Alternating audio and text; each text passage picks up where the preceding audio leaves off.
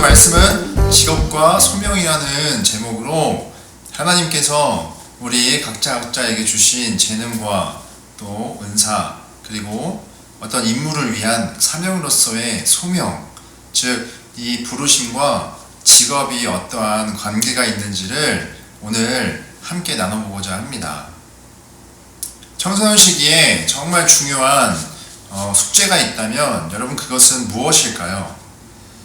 목사님도 고2가 됐을 때 그때서야 비로소 이것을 하기 위해서 엄청 열심히 고민하고 또 찾아왔던 것 같아요. 그때는 좀 많이 후회를 했었습니다.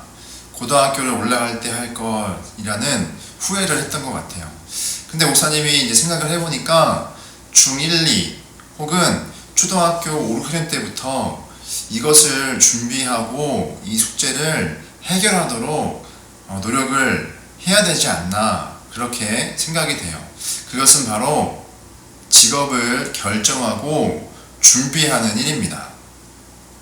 청소년들이 그리고 대학 청년들이 이 직업을 준비하기 위해서 반드시 필요로 하는 조건이 세 가지 정도가 있는 것 같아요.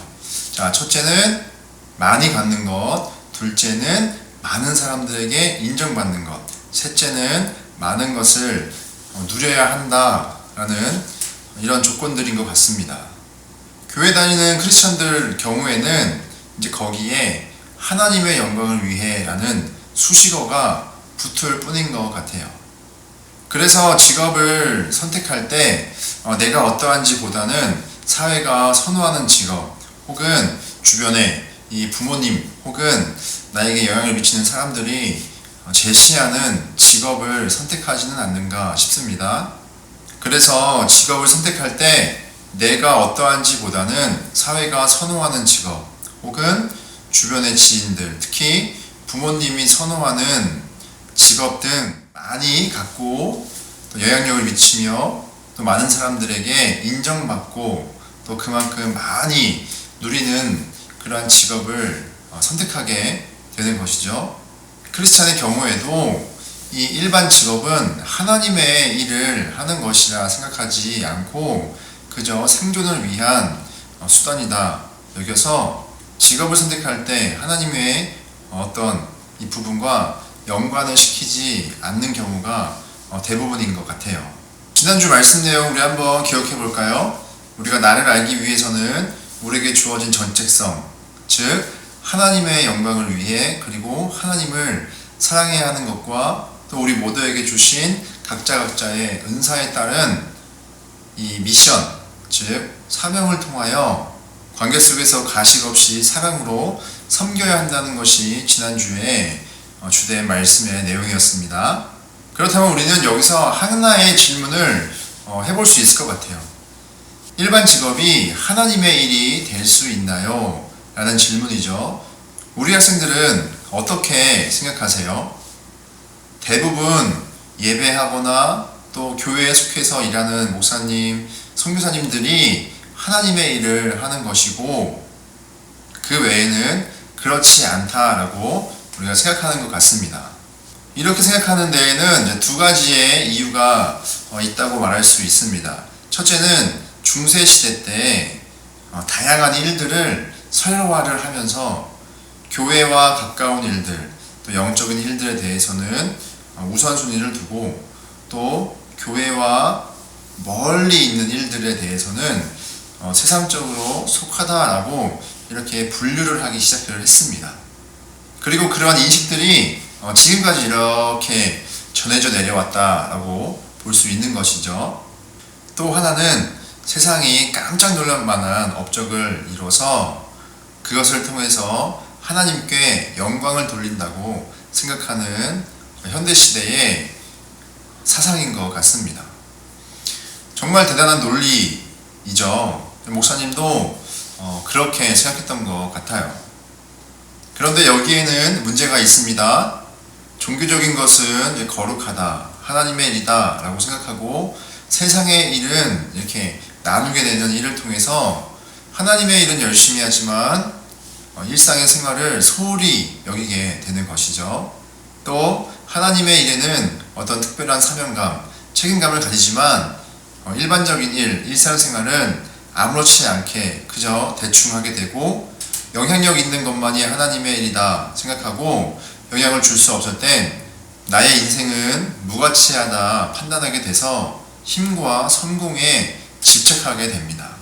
잘 생각해 보세요. 세상이 얘기하고 있는 직업의 세 가지 조건, 많이 가지고 많은 인정과 영향을 미치고 또 많이 누리는 삶, 그리고 교회가 생각하고 있는 하나님의 일, 즉 종교적이고 또 정상에서 많은 영향을 미쳐야 한다라는 이 두 가지의 의견, 공통적으로 발견될 수 있는 한 가지가 있습니다.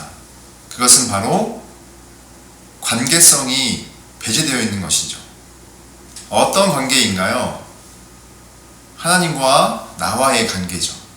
자, 우리의 정체성과 또 우리 각자에게 주신 이 재능, 자, 누구로부터 전해진 건가요? 하나님으로부터 우리 모두에게 전해진 것입니다.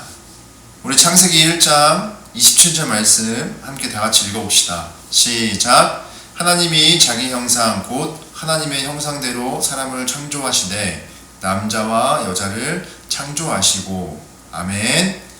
하나님의 형상. 자, 이것은 하나님의 외형이 아니라 하나님의 성품이라고 우리가 지난 여름 수련회 때 함께 나눴습니다. 자, 그래서 하나님은 영이시니 거룩, 공의, 지혜, 사랑, 성실, 선하시며 영원하시고 편재하시고 전능하시고 전지하신 분이십니다 라고 우리가 함께 나눴습니다. 자, 이 하나님의 속성에서 하나님이 우리에게 공유해 주신 우리가 닮을 수 있는 성품을 허락하신 것이 바로 거룩, 공의, 지혜, 사랑, 성실, 또 선하심, 이런 하나님의 속성이었어요. 하나님이 우리에게 공유해 주신 이 하나님의 성품을 따라 관계성 없이 직업을 선택하게 된다면 세상의 부와 명예, 성공을 향한 자신의 야망을 위해서 직업을 선택할 수밖에 없습니다. 그래서 직업 선택에 있어서 중요한 것은 어떤 사회에 선호하는 직업이나 또 부모님이 원하시고 누군가가 바라서 선택하는 것이 아니라 먼저 나의 재능, 또 적성, 가치관은 무엇인지에 따라서 직업을 선택해야 한다는 거예요. 그리고 이 직업을 통해 하나님께 영광을 돌려야 한다는 신앙이 직업 선택에 있어서 최우선이 되어야 합니다. 자, 목사님 따라서 한번 해볼까요? 직업 선택 시 신앙이 최우선이다. 다른 이야기인 것 같지만 여러분 한번 집중해서 들어보세요. 구약 성경에 나와 있는 이 구약 시대에 하나님께서 특정한 장소를 정해서 성막, 또 성전, 또 어떤 거룩한 땅, 이 특정 장소를 지정하여서 하나님을 만날 수 있는 곳, 즉 하나님이 임재하시는 특별한 장소를 지정해 주셨습니다. 자, 그러다 신약시대에 오게 되면 예수님께서 이 땅에 오시는 성령신을 통해 우리의 죄를 용서하기 위해 십자가에 달려 돌아가시고 부활하셔서 그것을 믿고 인정하는 영접을 통하여 하나님의 영이 우리 마음에 거하게 하는, 즉 우리의 마음이 이제 하나님을 만날 수 있는, 하나님을 모시는 거룩한 성전이다 라고 이야기를 합니다. 고린도전서 3장 16절 말씀 우리 현대인의 성경으로 한번 다 같이 읽어봅시다. 시작. 여러분은 하나님의 성전인 것과 성령이 여러분 안에 계신다는 것을 모르십니까? 아멘. 하나님은 더 이상 특정 장소에 계시지 않고 우리 마음에 계시면서 관계를 맺으며 무엇을 하실까요? 바로 우리와 관계를 맺으시면서 새로운 공간을 형성하시는 것입니다. 자, 여기서 말하는 새로운 공간에 대해서 여러분 조금 더 집중해서 들어주시기를 바라요. 하나님은 더 이상 어떤 특정 장소가 아니라 우리의 마음에 계신다고 성경에서 가르쳐주고 있습니다. 마음을 통해 또 다른 마음을 만났을 때, 즉 관계가 형성됐을 때 또 다른 마음에 하나님이 이렇게 들어가시고 또 하나님이 계시는 그 마음이 이렇게 점점 늘어난다라고 말할 수 있겠죠. 그래서 하나님이 계시고 하나님의 인도함을 받는 그 마음들이 점점 늘어난다고 할 때, 또 다른 말로 하면 하나님의 인도하심을 받는, 즉 하나님의 나라가 이렇게 확장되어진다, 많아진다 라고도 우리가 말할 수 있는 거예요. 그렇다면 이 마음과 마음이 만나서 연결되는 이 관계의 방식이 무엇인지 중요한데, 예수님께서 새로운 관계를 맺기 위해 선포하신 말씀 중에 대표적인 말씀, 마태복음 5장 44절 말씀, 우리 함께 큰 목소리로 읽어봅시다. 시작! 나는 너희에게 이르노니 너희 원수를 사랑하며 너희를 박해하는 자를 위하여 기도하라. 아멘. 우리는 누가 나를 때리거나 상처를 주고 피해를 주면 그보다 더 많이 몇 배나 갚아줘야 우리의 속이 풀리는 모습을 보게 됩니다. 또 세상은 또 그렇게 복수해야 된다, 보복해줘야 된다, 돌려줘야 된다 라고 얘기를 하고 있어요. 그런데 하나님은 이 악과도 선한 관계로서 새로운 관계를 맺을 수 있도록 해야 한다. 즉 결국 하나님은 우리가 하나님의 성품을 드러내며 하나님의 인도하심에 따라 새로운 관계를 맺으라고 우리에게 가르쳐주고 있는 것입니다. 이것이 바로 성경에서 말하고 있는 하나님의 일입니다. 그렇다면 우리가 다시 처음으로 돌아가서 일반 직업은 하나님의 일인가요? 라는 질문으로 돌아가 봅시다. 직업은 돈을 버는 도구이지만 무엇을 통해서 돈을 벌죠?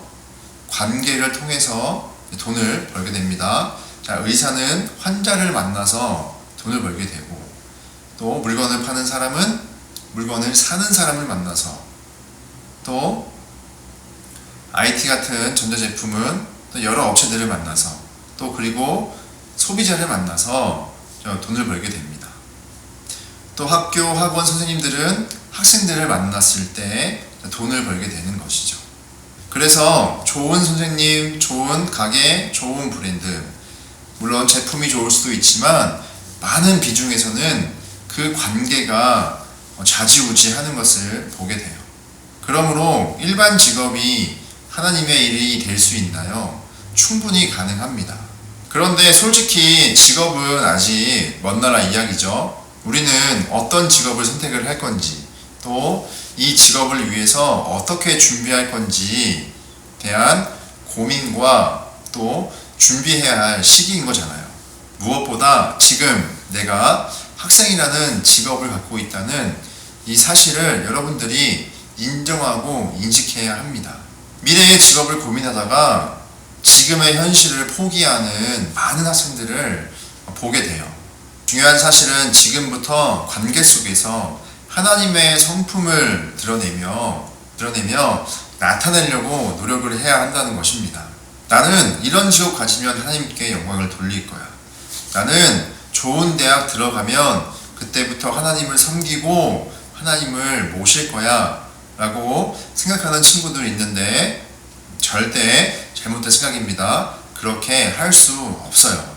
지금부터 내게 주신 직업, 이 학생이라는 신분을 감사하며 주어진 환경 속에 내가 준비해야 할 것들을 성실하게 준비하며 또 그 속에서 하나님의 성품을 드러내며 관계 속에서 하나님의 향기가 될 수 있도록 노력하는 것, 이것부터가 중요하다는 것입니다. 이것부터 우리가 노력하고 힘써서 실천해야 하는 것입니다. 여러분, 하나님은 우리에게 1등이 되라고 말씀하지 않으셨어요.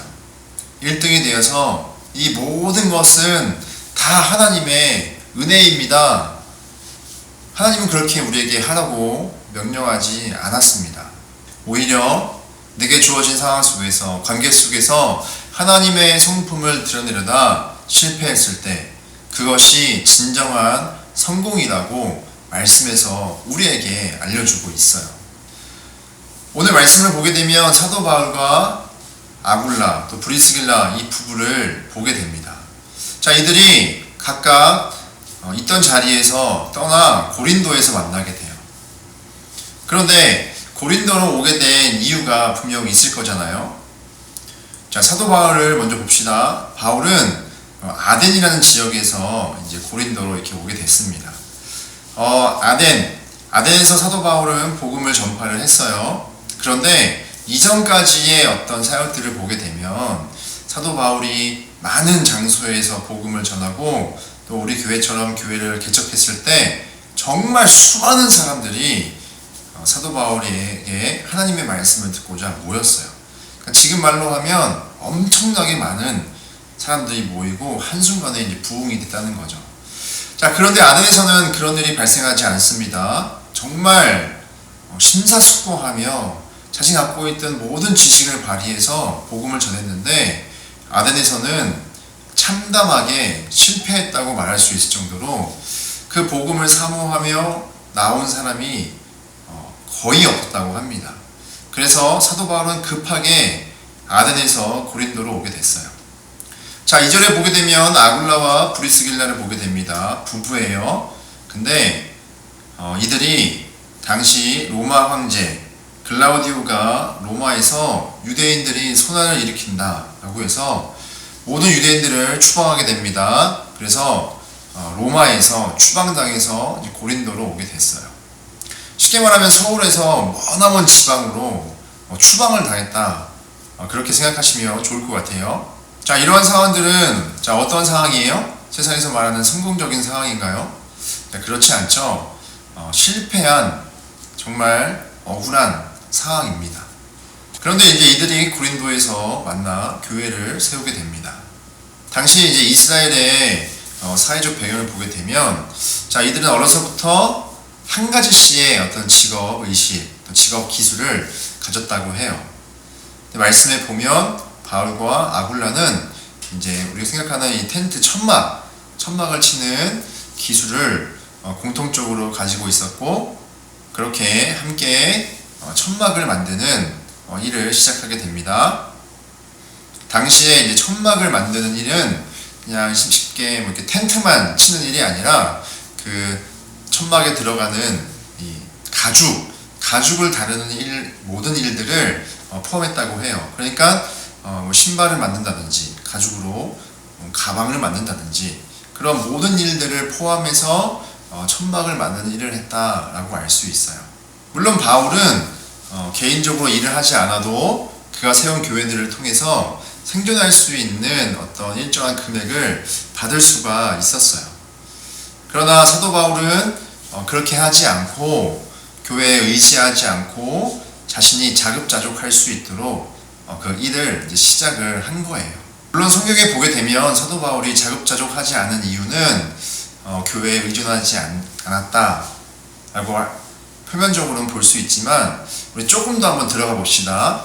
당시 이 천막의 주요 고객들은 로마 군인들이었어요. 그 당시에 로마 군대는 정말로 대단했습니다. 또 그 수가 정말 어마어마하게 많았었어요.